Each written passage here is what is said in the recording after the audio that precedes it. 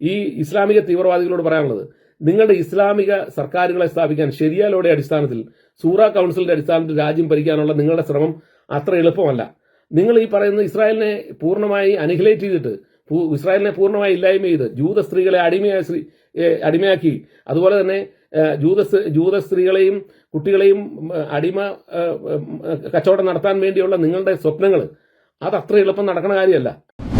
Israel എന്ന് പറഞ്ഞ രാജ്യത്തെയും അവിടുത്തെ ജനങ്ങളെയും നിങ്ങൾ ജീവിക്കാൻ സമ്മതിക്കാത്തത് നിങ്ങളുടെ മതപരമായ പ്രശ്നമാണ്. മുഹമ്മദ് അവരെ ഈ പറയുന്ന അറേബ്യൻ ഉപദ്വീപിൽ നിന്ന് ഓടിക്കും എന്ന് പറഞ്ഞതിന്റെ അടിസ്ഥാനത്തിലാണ് ഈ ഹമാസ് പ്രവർത്തിക്കുന്നത്. അതുകൊണ്ട് നിങ്ങൾ മനുഷ്യത്വത്തിലേക്ക് വന്ന് ഒരു സിവിലിയൻ ഗവൺമെന്റ് സ്ഥാപിച്ച് ഈ പാലസ്തീനിൽ ഒരു സിവിലിയൻ ഗവൺമെന്റിന്റെ പ്രവർത്തനം ഇന്നുവരെ നടക്കാൻ സമ്മതിച്ചു. യുദ്ധം പൂർണ്ണമായും ഹമാസ് ജയിച്ചു എന്ന് പ്രചരണം നടത്തുന്നുണ്ട്. ഇസ്രായേൽ ഹമാസുമായി എഗ്രിമെന്റ് നടത്തി എന്നും പറയുന്നുണ്ട്.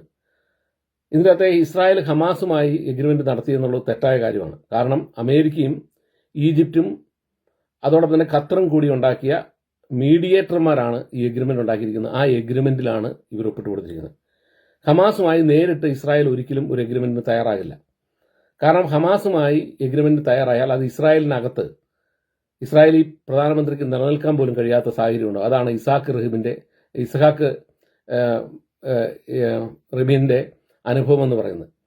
1993 അന്ന് പാലസ്തീൻ അതോറിറ്റിയുടെ നേതാവായിരുന്ന യാസർ അറഫാത്തിന്റെ കൈകളിൽ ജൂതന്മാരുടെ രക്തം നിറഞ്ഞു നിൽക്കുന്നു. ആ രക്തപങ്കിലമായ കയ്യിൽ ഷെയ്ക്ക് ഹാൻഡ് കൊടുത്തു എന്നുള്ള കാരണമാണ് പല കാരണങ്ങളിൽ ഒരു കാരണമാണ് ഇസ്ഹാക്ക് റബീനെ ജൂത തീവ്രവാദികൾ തന്നെ കൊല്ലാൻ കാരണം. അതിന് കാരണം അദ്ദേഹം വെച്ച എഗ്രിമെന്റിന് ശേഷം ഈ പാലസ്തീൻ തീവ്രവാദികൾ അല്ലെങ്കിൽ ഈ ഹമാസ് തീവ്രവാദികൾ ഇസ്രായേലിനകത്ത് നടത്തിയ ക്രൂരമായ ആക്രമണത്തിന് റബീൻ ഉത്തരവാദിയായി. അങ്ങനെയാണ് അദ്ദേഹം കൊല്ലപ്പെടേണ്ടി വന്നത്. അതുകൊണ്ട് ഒരിക്കൽ പോലും പാലസ്തീനുമായ ഒരു എഗ്രിമെന്റ് ഈ ഹമാസുമായ ഒരു എഗ്രിമെന്റ് ഉണ്ടാക്കിയാണ് യുദ്ധം അവസാനിപ്പിച്ചതെന്ന് ഈ മഹദൂദികൾ പറയുന്നത് തെറ്റാണ്. അങ്ങനെ ഒരു സംഭവം ഉണ്ടായിട്ടില്ല. ഒന്നാമത്തെ കാര്യം.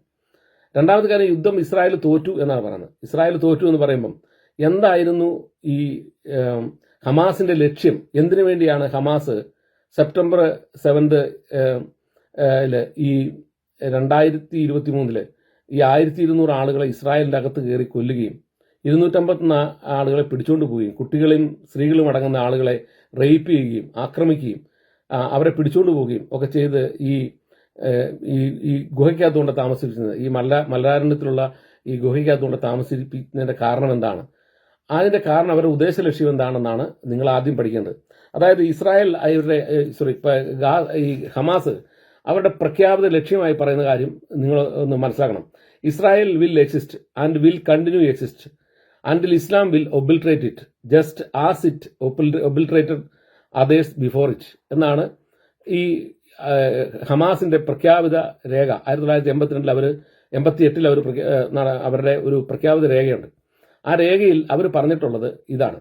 അതായത് ഇസ്രായേൽ നിലനിൽക്കും, എന്നും നിലനിൽക്കും എന്നുവരെ ഇസ്ലാം അതിനെ പൂർണ്ണമായി ഇല്ലായ്മ ചെയ്യുന്നവരെ, അത് മറ്റുള്ളവയെ എങ്ങനെയാണോ ഇസ്ലാം ഇല്ലായ്മ ചെയ്ത് അതുപോലെ ഇസ്രായേലിനെയും ഇല്ലായ്മ ചെയ്യുന്നിടം വരെ മാത്രമാണ് ഇസ്രായേൽ നിലനിൽക്കുള്ളൂ എന്നാണ് ഇവരുടെ പ്രഖ്യാപിത ലൈൻ.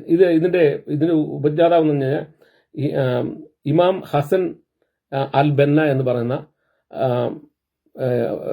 ഈജിപ്തിലുള്ള ബ്രദർഹുഡ് സ്ഥാപിക്കപ്പെട്ടതിന്റെ നേതാവ് ആണ് ഈ ഹസൻ അൽ ബന്ന എന്ന് പറയുന്ന ആള്.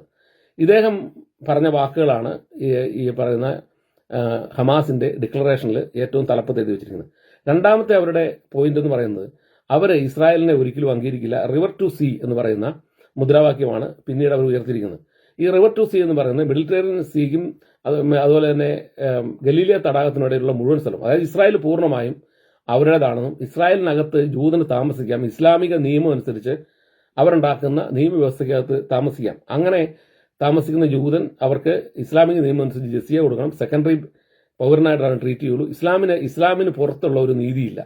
അതുകൊണ്ട് തന്നെ ഇസ്ലാമിന് പുറത്തുള്ളവരെല്ലാം അവരെ കാഫീറുകളാണ്. ആ കാഫീറുകളോട് അവർക്ക് ജസിയ മേടിക്കാം, അവരെ രണ്ടാം തരം പൗരന്മാരായി കാണാം. അതുപോലെ തന്നെ അതിന് ഈ കഫീറുകൾക്ക് വേണ്ടി ഒരു പ്രത്യേകം റൂള് തന്നെ ഈ ഉമ്മർ എഴുതിയുണ്ടാക്കിയിട്ടുണ്ട്. അതിൽ അവരുടെ ഒരു പള്ളി പോലും സ്ഥാപിക്കാൻ പറ്റത്തില്ല.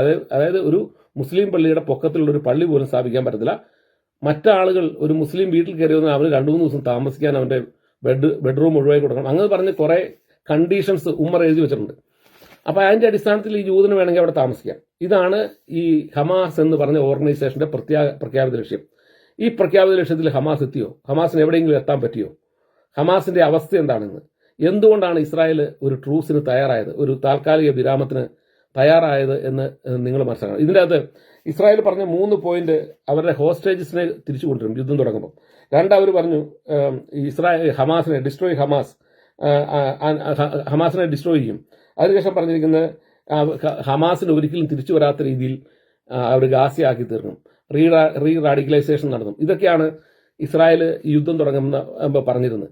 എന്തുകൊണ്ട് ഹമാസിനെ രക്ഷിക്കാൻ വേണ്ടി ട്രൂസ് അഗ്രിമെന്റ് ഒപ്പിട്ടെന്നാണ് ഈ മഹദൂദിയുടെ ആളുകൾ അല്ലെങ്കിൽ ഈ അങ്ങനത്തെ ആളുകൾ ജിഹാദികൾ ചോദിക്കുന്നത്. എന്തുകൊണ്ടാണ് ഇസ്രായേൽ ഒപ്പിട്ടെന്ന്? ഇസ്രായേൽ ഈ പറഞ്ഞ ഡിറ്റൈനീസിനെ, അതായത് ഇവർ പിടിച്ചുകൊണ്ടുപോയ മനുഷ്യരെ രക്ഷിക്കാൻ വേണ്ടി സൈനികമായ എല്ലാ നടപടികളും നടത്തി.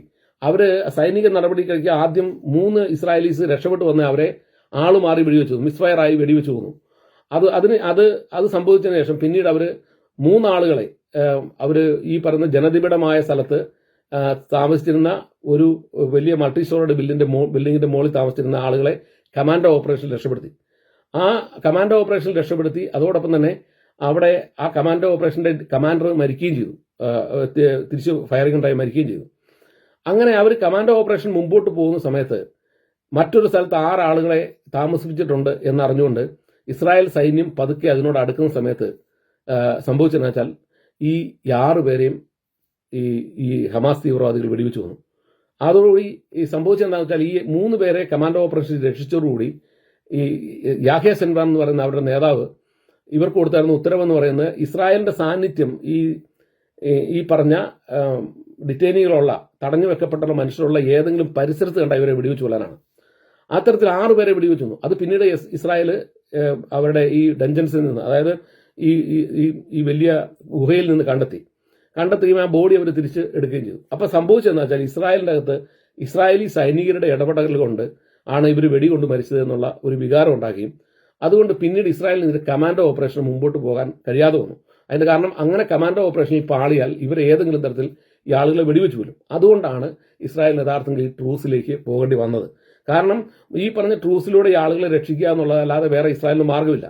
കാരണം അവർക്ക് മറ്റേതെങ്കിലും തരത്തിൽ ഓപ്പറേഷനിലേക്ക് പോയാൽ ഇവരുടെ അടുത്ത് തോക്കുമായി നിൽക്കുന്ന ആളുകൾ ഇവരെയാണ് ആദ്യം വെടിവെക്കുന്നത്, ഈ ഡിറ്റൈനീസിനാണ് ആദ്യം വെടിവെക്കുന്നത്. അതുകൊണ്ടാണ് ഇസ്രായേൽ അങ്ങനെ ഒരു ട്രൂസിലേക്ക് പോകാൻ നിർബന്ധിതരായിത്തീർന്നത്. അതിനുപരി ഇസ്രായേലിനകത്ത് ജനങ്ങൾ ഈ ഡിറ്റൈനീസിനെ തിരിച്ചു കൊണ്ടുവരണം എന്നുള്ള മുദ്രാവാക്യവും ശക്തമായി ഉയർത്തിക്കൊണ്ട് ഇസ്രായേൽ താൽക്കാലികമായി 3 സ്റ്റേജാണ് ഈ പറഞ്ഞ ട്രൂസിലുള്ളത്.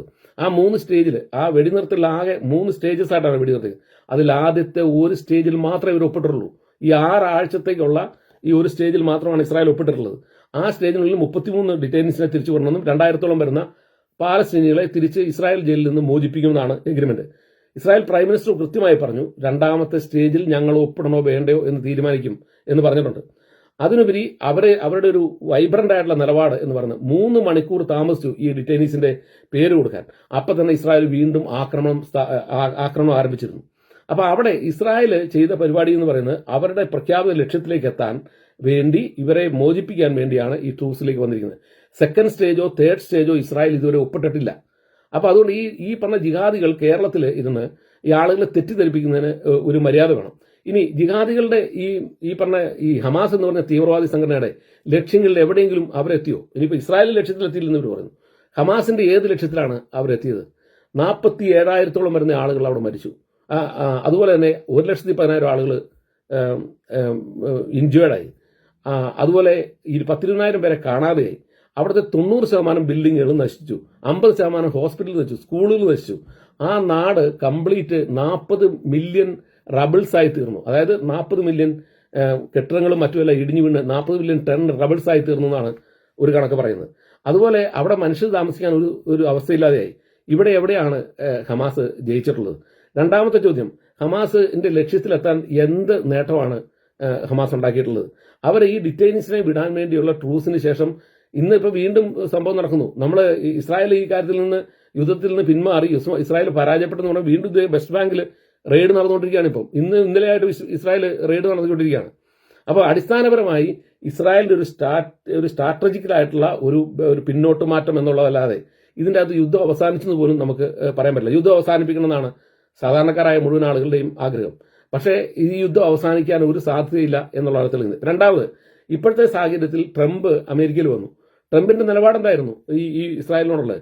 അവർക്ക് ആയുധം കൊടുക്കാൻ ബൈഡൻ താമസിച്ചപ്പം മൈക്ക് പോംബെയെ വിട്ട് അദ്ദേഹത്തിന്റെ മുൻ ഡിഫൻസ് സെക്രട്ടറിയെ വിട്ട് പിന്തുണ അറിയിച്ചു ഇസ്രായേലിനെ. ഞങ്ങളുടെ പിന്തുണയുണ്ട് എന്നറിയിച്ചു. അതിനുശേഷമാണ് ബൈഡൻ ആയുധങ്ങൾ കൊടുക്കാൻ തയ്യാറായത്.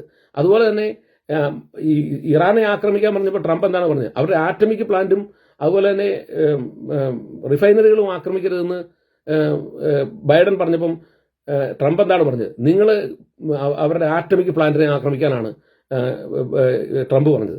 അപ്പം അങ്ങനെ ഉള്ള ഒരു മാറ്റം ഉണ്ടായി. അതിനുപരി ഈ എഗ്രിമെന്റ് ഈ പറഞ്ഞ ഈ ബഹുദൂതികൾ മനസ്സിലാക്കേണ്ട കാര്യം, ഈ എഗ്രിമെന്റ് ബൈഡൻ 8 മാസം മുമ്പ് വെച്ചതാണ്. എന്തുകൊണ്ടാണെന്ന് ഹമാസ് ഒപ്പിടായിരുന്നത്? ഹമാസ് ഒപ്പിടാതിരുന്നതിന് ശേഷം ഇസ്രായേൽ നടത്തിയ ആക്രമണത്തിൽ ഹനിയായി ഉൾപ്പെടെ അവരുടെ നേതാക്കന്മാരല്ല യഹ്യ സിൻവർ ഉൾപ്പെടെ അവരുടെ മുഴുവൻ കമാൻഡേഴ്സിനെ കൊന്നുകളഞ്ഞു. അതോടൊപ്പം തന്നെ നസ്രുള്ളയെ കൊന്നു, ഹിസ്ബുള്ളയുടെ. അതുപോലെ അവര് ഇതിന്റെ ലീഡേഴ്സിനെ മിക്കവാറും സിറിയ മുഴുവൻ തന്നെ തകർന്നു. അതോടൊപ്പം തന്നെ ലെബനോൻ ഈ ഹിസ്ബുള്ളയെ ഒഴിവാക്കിക്കൊണ്ട് ഒരു ഭരണകൂടം അവർ സ്ഥാപിച്ചതോടെ ഇറാനെ ഡീസ്റ്റെബിലൈസ് ചെയ്തു. ഇവരുടെ ഈ പറഞ്ഞ എല്ലാ പ്രോക്സികളെയും, അതായത് ഇറാനെ സപ്പോർട്ട് ചെയ്ത് നിന്ന് ഇസ്രായേലിനെ തകർക്കാൻ വേണ്ടി നിന്ന് എല്ലാ പ്രോക്സികളെയും ഇസ്രായേൽ ഡീസ്റ്റെബിലൈസ് ചെയ്തു. മുൻകാലങ്ങളിൽ സംഭവിക്കാത്ത രീതിയിലുള്ള ഒരു യുദ്ധപരമായിട്ടുള്ള നേട്ടമാണ് ഇസ്രായേലിന് ഉണ്ടായിട്ടുള്ളത്. പിന്നെ ഈ ഹമാസിനോട് എഗ്രിമെന്റ് ഒപ്പിട്ടു എന്ന് പറഞ്ഞാൽ തെറ്റാണ്. അതുവഴി ഹമാസുമായിട്ടല്ല ട്രൂസ് വെച്ചിരിക്കുന്നത്. ഈ ട്രൂസ് ഇപ്പോൾ അതിന്റെ പ്രൈമറി സ്റ്റേജിൽ മാത്രമാണ് ഉള്ളൂ. അതിനുശേഷം യുദ്ധം പുനഃസ്ഥാപിക്കുമെന്ന് ഇസ്രായേൽ പ്രധാനമന്ത്രി വളരെ കൃത്യമായി പറഞ്ഞിട്ടുണ്ട്. അതുകൊണ്ട് ഈ പറഞ്ഞ യുദ്ധത്തിൽ എങ്ങനെ വിജയിച്ചു എന്നാണ് നിങ്ങൾ പറഞ്ഞുകൊണ്ടിരുന്നത്. നിങ്ങൾ അടിസ്ഥാനപരമായി ഈ ഇസ്ലാമിക തീവ്രവാദികളോട് പറയാനുള്ളത്, നിങ്ങളുടെ ഇസ്ലാമിക സർക്കാരുകളെ സ്ഥാപിക്കാൻ ശരിയാലോടെ അടിസ്ഥാനത്തിൽ സൂറ കൗൺസിലിന്റെ അടിസ്ഥാനത്തിൽ രാജ്യം ഭരിക്കാനുള്ള നിങ്ങളുടെ ശ്രമം അത്ര എളുപ്പമല്ല.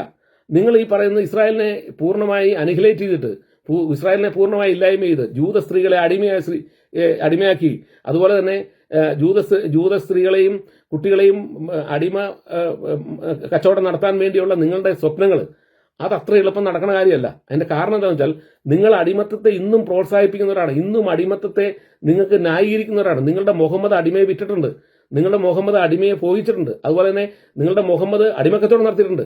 ഇതെല്ലാം ചെയ്തിട്ടുള്ള ആളാണ്. അതുകൊണ്ട് നിങ്ങൾക്ക് അദ്ദേഹത്തിന്റെ പ്രവൃത്തികളെ തള്ളിക്കളയാൻ പറ്റില്ല. അതുകൊണ്ട് നിങ്ങൾ ജൂതനെ കീഴ്പ്പെടുത്തി അവരെ രണ്ടാം പൗരന്മാരാക്കി, അവരുടെ സ്ത്രീകളെ അടിമയാക്കി, അവരെ അടിമ ചന്തയിൽ വിൽക്കാം എന്നുള്ള നിങ്ങളുടെ സ്വപ്നങ്ങളാണ് നിങ്ങൾക്ക് ഈ പറയുന്ന ഈ ഇസ്രായേലിനെ ഒബിലിറ്ററേറ്റ് ചെയ്തുകൊണ്ട് നിങ്ങൾ സ്ഥാപിക്കാൻ പോകുന്ന സർക്കാരിൽ, അതായത് ഇസ്ലാമിക നിയമം അനുസരിച്ച് സ്ഥാപിക്കാൻ പോകുന്ന സർക്കാരിന്റെ ഉദ്ദേശം എന്ന് പറയുന്നത്. ആ ഉദ്ദേശത്തിന് ആളുകൾ ലോകത്ത് നിന്ന് തരില്ല. ഇന്ന് ലോകത്ത് ഈ യുദ്ധം നടക്കുമ്പം ഈ ഇസ്രായേലിന് മുൻകാലങ്ങളിൽ കിട്ടാത്ത പ്രാധാന്യം കിട്ടിയിരിക്കുന്നത്. കാരണം പഴയ കാലത്ത് ഒരു മലയാളിയെ സംബന്ധിച്ചിടത്തോളം കേരളത്തിലെ രാഷ്ട്രീയ പ്രസ്ഥാനങ്ങൾ മുഴുവൻ തന്നെ പാലസ്തീൻ സപ്പോർട്ടായിരുന്നു. അതുകൊണ്ട് തന്നെ അവർക്ക് ഈ പറഞ്ഞ ഇസ്രായേലിന്റെ സൈഡിലുള്ള വെർഷൻ എന്താണെന്ന് അറിയാൻ കഴിഞ്ഞിട്ടില്ല. എന്നാൽ ഇന്ന് അങ്ങനെയല്ല. ഇന്ന് എല്ലാത്തരം കാര്യങ്ങളും ആളുകൾക്ക് അറിയാനുള്ള ഒരു സാഹചര്യമുണ്ട്. അതുകൊണ്ട് തന്നെ ഇസ്രായേൽ എവിടെയൊക്കെ എന്തെല്ലാം തരത്തിൽ ക്ഷമ കാണിച്ചിട്ടുണ്ട്. 948 ഈ രാഷ്ട്രം ഉണ്ടായതിനു ശേഷം ആദ്യം ആരാണ് ആക്രമിച്ചത്, എന്തിനു വേണ്ടിയാണ് ആക്രമിച്ചത്, പിന്നീടുണ്ടായ നക്കാബ എങ്ങനെയുണ്ടായി, അതിനുശേഷം 53 എന്തിനാക്രമിച്ചു, 67 ആരാണ് ആക്രമണം നടത്താൻ ചെന്നത്, അതിനുശേഷം 93 എഗ്രിമെന്റ് ആരാണ് തകർത്തത്, ഇതെല്ലാം ആളുകൾക്കറിയാം. പഴയ പോലെയല്ല, നിങ്ങളുടെ ഈ കള്ളപ്രചരണം നടക്കില്ല ഇത്. അപ്പൊ അതുകൊണ്ട് ഇസ്രായേൽ എന്ന് പറഞ്ഞ രാജ്യത്തെയും അവിടുത്തെ ജനങ്ങളെയും നിങ്ങൾ ജീവിക്കാൻ സമ്മതിക്കാത്തത് നിങ്ങളുടെ മതപരമായ പ്രശ്നമാണ്. മുഹമ്മദ് അവരെ ഈ പറയുന്ന അറേബ്യൻ ഉപദ്വീപിൽ നിന്ന് ഓടിക്കും എന്ന് പറഞ്ഞതിന്റെ അടിസ്ഥാനത്തിലാണ് ഈ ഹമാസ് പ്രവർത്തിക്കുന്നത്. അതുകൊണ്ട് നിങ്ങൾ മനുഷ്യത്തിലേക്ക് വന്ന് ഒരു സിവിലിയൻ ഗവൺമെന്റ് സ്ഥാപിച്ച് ഈ പാലസ്തീനിൽ ഒരു സിവിലിയൻ ഗവൺമെന്റിന്റെ പ്രവർത്തനം ഇന്നുവരെ നടക്കാൻ സംബന്ധിച്ചു. 93 എഗ്രിമെന്റിൽ 93 ഇസ്ഹാഖ് റബിനും അതുപോലെ തന്നെ പാലസ്തീൻ അതോറിറ്റിയുടെ ലീഡർ യാസർ അറാബത്തും തമ്മിലുള്ള എഗ്രിമെന്റിൽ എന്താണ് പറഞ്ഞിരുന്നത്? നിങ്ങൾ ഒരു റെസ്പോൺസിബിൾ സ്റ്റേറ്റായി മാറാൻ പാകത്തിന് ഒരു റെസ്പോൺസിബിൾ സ്റ്റേറ്റിന്റെ ഉത്തരവാദിത്തത്തിലേക്ക് നിങ്ങൾ ഉയരണം. അങ്ങനെയാണെങ്കിൽ നിങ്ങൾക്കൊരു സ്റ്റേറ്റ് ആകാൻ കഴിയുള്ളൂ എന്ന് പറഞ്ഞു. അങ്ങനെയാണ് പാലസ്തീൻ അതോറിറ്റി സ്ഥാപിക്കുന്നത്. ആ പാലസ്തീൻ അതോറിറ്റി സ്ഥാപിച്ചിട്ട് ഈ ഒരു സ്റ്റേറ്റിന്റെ ഉത്തരവാദിത്തത്തിലേക്ക് എന്തെങ്കിലും ഈ പാലസ്തീൻ അതോറിറ്റിക്ക് ഉയരാൻ കഴിഞ്ഞിട്ടുണ്ടോ? അവരുടെ ഉള്ളിൽ തന്നെ സ്റ്റേറ്റ് അല്ലേ ഉണ്ടായിക്കൊണ്ടിരുന്നത്. ആ സ്റ്റേറ്റിനുള്ളിലല്ലേ ഈ പറഞ്ഞ ഹമാസ് വരികയും ഹമാസിനെ കൺട്രോൾ ചെയ്യാൻ, അവിടുത്തെ തീവ്രവാദി ഇസ്ലാമിക് ജിഹാദിനെ കൺട്രോൾ ചെയ്യാനും കഴിയാതെ ഈ പാലസ്തീൻ അതോറിറ്റി നിഷ്പ്രഭമായി പോവുകയല്ലേ ഇത്. അതിന്റെ അർത്ഥം നിങ്ങൾക്കൊരു സ്റ്റേറ്റ് റെസ്പോൺസിബിലിറ്റി കാണിക്കാൻ കഴിയുന്നില്ലെന്നാണ്. ഇസ്രായേൽ സ്റ്റേറ്റ് ഉണ്ടായപ്പോൾ ഇസ്രായേലിന്റെ പ്രധാനമന്ത്രി അന്നിരുന്ന ഇർഗ്വാനെയും അതുപോലെ തന്നെ ഇർഗ്വാനും മറ്റു ഓർഗനൈസേഷൻ ഉണ്ടായിരുന്നു, 2 ടെററിസ്റ്റ് ഓർഗനൈസേഷൻ ഉണ്ടായിരുന്നു, പേര് പെട്ടെന്ന് കിട്ടുന്നില്ല. അവരെ രണ്ടുപേരോടും തോക്ക് താഴെ വയ്ക്കാൻ പറഞ്ഞു. മനസ്സിലായോ? തോക്ക് താഴെ വെച്ച് അവരെ പിടിച്ച് ബലമായിട്ട് തോക്ക് താഴെ വെച്ച് ഇസ്രായേൽ സ്റ്റേറ്റിനുള്ളിൽ കൊണ്ടുവന്നു. അതുപോലെ ഈ പാലസ്തീൻ അതോറിറ്റി കൃത്യമായി അവരുടെ ഉള്ളിലുള്ള തീവ്രവാദികളെ ഈ സ്റ്റേറ്റിനുള്ളിൽ കൊണ്ടുവന്ന് സിവിലിയൻ കൺട്രോൾഡ് ആയിട്ടുള്ള സ്റ്റേറ്റ് സ്ഥാപിക്കാതെ നിങ്ങൾക്ക് അവിടെ ഒരിക്കലും ഒരു സ്റ്റേറ്റ് ഉണ്ടാക്കാൻ കഴിയില്ല. അല്ലെങ്കിൽ ഇതുപോലെ വെറുതെ എന്നും ഈ ആക്രമണം നടത്തി ഇസ്രായേലിന് അലോസരം ഉണ്ടായിക്കൊണ്ട് അവരെ പോലെ ലോകത്തിന് സംഭാവന ചെയ്ത് മനുഷ്യരെ ഈ യുദ്ധത്തിലേക്ക് വലിച്ചിടുക എന്നുള്ളതല്ലാതെ നിങ്ങൾക്ക് വേറെ ഒന്നും ചെയ്യാൻ കഴിയില്ല.